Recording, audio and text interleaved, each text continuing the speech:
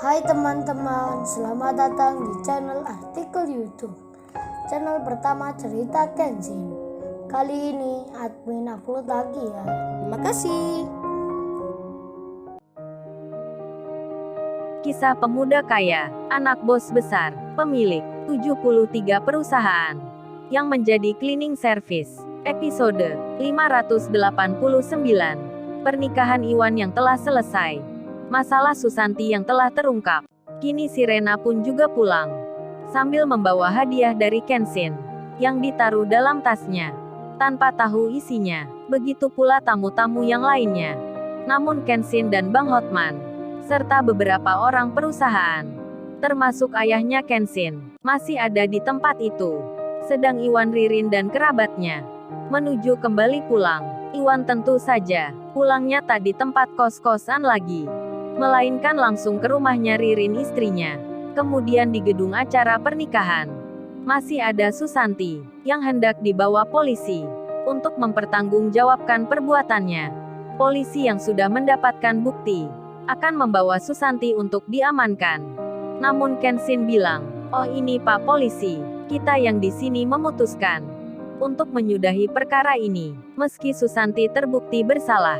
Tapi atas dasar rasa kemanusiaan, saya minta pada Bang Hotman untuk mencabut laporan, karena saya kasihan pada Susanti ini.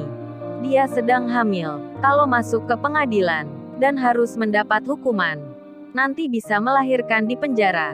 Jadi Pak Polisi kita memilih berdamai saja, asal dengan ketentuan dan syarat yang harus dipenuhi Susanti. Maksudnya harus wajib lapor dan tak mengulangi akan perbuatannya lagi." Bang Hotman pun juga bicara, sama seperti Kenshin, atas dasar rasa kemanusiaan, akan mencabut laporannya. Pihak polisi pun menyanggupi. Susanti tak jadi dibawa ke kantor polisi. Senangnya Susanti mendapat hal begitu. Padahal kejahatannya luar biasa, memfitnah orang dengan kebohongannya. Hampir-hampir saja membuat pernikahan Iwan berantakan. Tapi malah dirinya dimaafkan, tak jadi di penjara. Susanti yang dalam hatinya hendak berniat mengakhiri hidupnya, malah kini tak jadi melakukan. Sebab laki-laki yang di depannya, yang bernama Kenshin, yang disebut Tuan Muda, telah membuat orang-orang di sini yang membencinya jadi memaafkan semua. Bahkan bos besar pun menghampiri Susanti. Bos besar itu bilang, "Oh ya mbaknya yang bernama Susanti, kan mbaknya ini masih muda, masih banyak masa depannya. Jadikan ini sebagai pelajaran. Hapuslah kejahatan yang telah diperbuat, dengan banyak berbuat kebaikan di hari-hari depannya. Siapa tahu nanti, masa depannya lebih cerah lagi, dan bisa membesarkan anaknya." Jadi keputusan Kenshin sudah tepat, karena istrinya baru melahirkan. Dan saya sebagai orang tuanya, baru saja mendapatkan cucu yang lengkap, laki-laki dan perempuan. Jadi bapak pun tak tega sekali kalau mbaknya ini akan diproses polisi, padahal sedang hamil begini. Bos besar bicara dengan ramah ke Susanti. Waduh, Susanti enak sekali dapat nasihat langsung dari orang yang paling dihormati di sini. Padahal kesalahannya besar, memfitnah lebih kejam dari pembunuhan. Tapi Susanti malah diperhatikan masa depannya.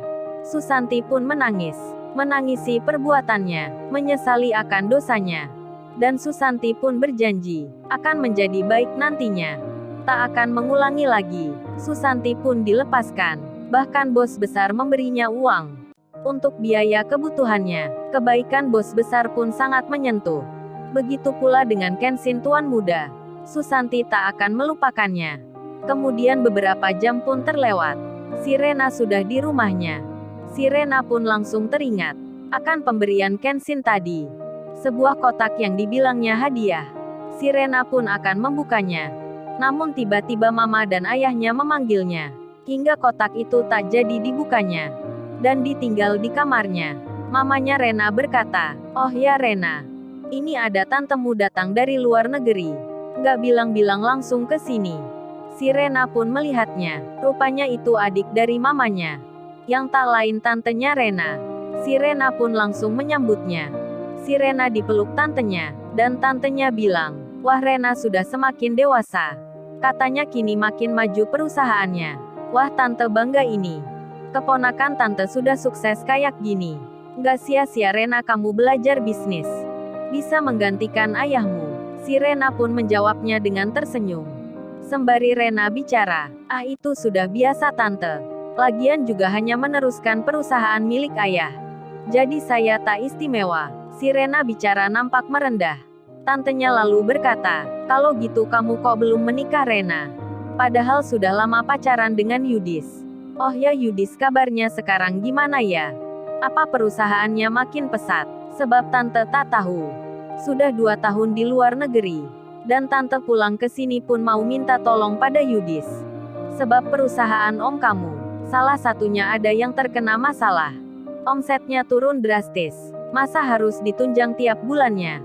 Dengan biaya yang besar, jadinya perusahaan lain pun terkena dampaknya. Sudah kondisi ekonomi kayak begini, malah harus memberi suntikan. Begini maksudnya Rena, tante mau minta tolong Yudis untuk menyelidiki pimpinan perusahaan om kamu. Kan dia itu orang lama, yang sudah dipercaya. Om kamu curiga, pekerjaannya bermasalah. Atau dia sedang dimanfaatkan orang lain. Om kamu yang di Amerika, tak bisa langsung ke sini. Sebab lagi dalam perawatan. Maksudnya begini Rena, Yudis mau saya minta, untuk kerjasama dengan pimpinan perusahaan di situ. Biar tahu jalan kerjanya gimana. Atau ada hal yang mencurigakan. Dan kalau Yudis tak bisa, mungkin salah satu pegawai kamu Rena. Suruh saja untuk menyamar kerja di perusahaan ommu. Entah jadi sopir office boy atau cleaning service. Barangkali bisa mencari informasi. Yang sangat penting itu Rena. Sebab kalau ditutup perusahaan oleh om kamu, kasihan semua pegawai di situ. Nanti bisa tak kerja semua. Dan ommu memikirkan itu Rena. Jadi lebih baik memotong dahannya daripada menebang pohonnya. Maksudnya kalau bisa diselamatkan, mengapa harus dirobohkan? Ommu tak mau menuduh tanpa bukti. Tak mau memecat orang tanpa ada salahnya. Begitu Rena maksud tante ini. Terus Yudis kira-kira mau nggak ya Rena? Diminta tolong tante begitu. Rupanya tantenya Rena ini memang tak tahu tentang Yudis. Yang kini di penjara, perusahaannya bangkrut, dan sudah lama putus dengan Rena. Bahkan menganggap Yudis orang yang baik. Hingga si Rena pun menjawab, oh itu Tante Farah, aku rasa Yudis nggak bisa membantu. Sebab Yudis menolong dirinya saja nggak bisa. Apalagi menolong orang lain. Kan aku dan Yudis sudah lama tak ada hubungan lagi. Tantenya Rena langsung bertanya, loh Rena kenapa kok sampai putus begitu? Kan Yudis orangnya baik, punya perusahaan pula. Ada apa Rena kok sampai putus dengannya? Apa ada masalah? Si Rena membalasnya, kan Yudis kini ada di penjara tante. Perusahaannya sudah bangkrut semua. Si Rena menceritakan pada tantenya. Tantenya kaget dibuatnya. Singkat cerita, tantenya itu bicara. Terus kalau gitu Rena, suruh saja ya pegawai laki-laki di perusahaan kamu untuk menyamar nanti. Seperti yang tante bilang tadi. Entar tante beri uang. Berhasil nggak berhasil tante akan beri gaji. Suruh saja 1 atau 2 orang Rena. Karena ini demi nasibnya orang banyak. Kalau perusahaan itu tak menghasilkan dan jadi semakin terpuruk, bisa-bisa PHK massal dilakukan. Si Rena pun menjawabnya, baik tante saya akan usahakan. Besok akan Rena carikan pegawai mana yang cocok menyamar. Tantenya pun berterima kasih. Kemudian Rena masuk kamarnya sebentar untuk membuka kotak yang ditinggalkan. Sedang tantenya mengikuti, sekalian istirahat di kamarnya Rena. Dan si Rena memegang kotak itu. Tantenya bertanya, kamu dapat kado dari siapa itu Rena? Si Rena menjawabnya, oh ini dari teman tante. Tantenya membalas, oh itu teman apa teman Rena? Kok bungkusnya rapi begitu? Si Rena pun menyahut, ya teman tante, nggak ada hubungan gitu. Si Rena bicara sambil tersenyum. Kemudian tangannya mulai membuka bungkus kotaknya. Kotak itu dilihat isinya. Langsung kaget dirinya. Lalu, bagaimana kisah selanjutnya? Subscribe channel ini untuk episode berikutnya. Terima kasih. Jangan lupa ya guys, untuk kelanjutan ceritanya ada di artikel YouTube. Jangan lupa subscribe ya guys. Dan tekan notifikasinya